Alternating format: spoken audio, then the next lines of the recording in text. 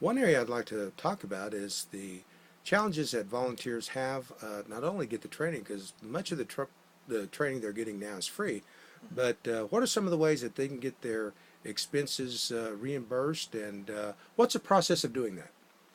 Well, through our grant program, since we're not able to reimburse every firefighter for every event, we've elected to use a lottery system, and we use a random number generator. That's actually it's one that's free on the internet. We just use it so it helps us to select individuals that can be reimbursed without bias and without prejudice.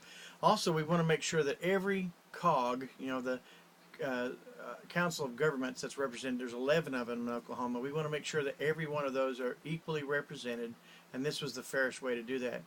But the stipends that are available to firefighters, if they're selected, would be a lodging stipend that typically at this point is $70 a night, according to federal rate.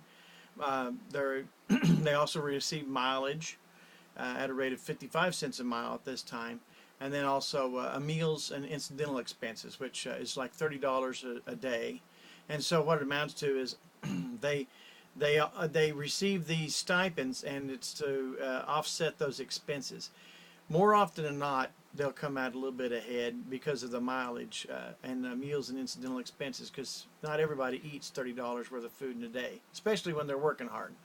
But I could see we could drink $30 worth of Gatorade, but but at any rate, those are the stipends that are available. And whenever we select someone, we contact them and let them know what stipends again are available to them and what that total looks like for them. And then that way they'll also know to look for me. I'll be more often than not, I'm at the event, and I'll be wearing a t-shirt or a shirt similar to this one, so I'll be a little bit more conspicuous among all the folks. So they can actually apply on your website? This is true. You can apply directly on a website. The email is then sent directly to my email box.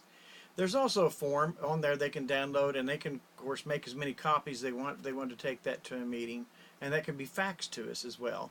And I had also meant to mention that not only when I'm there, the reason why I'm at each event is because I write a check for those stipends to that firefighter before they leave the event, so they can take it back home. And they don't realize a week or two in transition. It's just as quick as the event's over, we want them to be able to take the reimbursement check with them as well. And what is that website address? That is at www.osfa.info. And so that OSFA, of course, is abbreviation for Oklahoma State Firefighters Association. And when I get there, there's on the navigation bar, there's a tab that says Safer.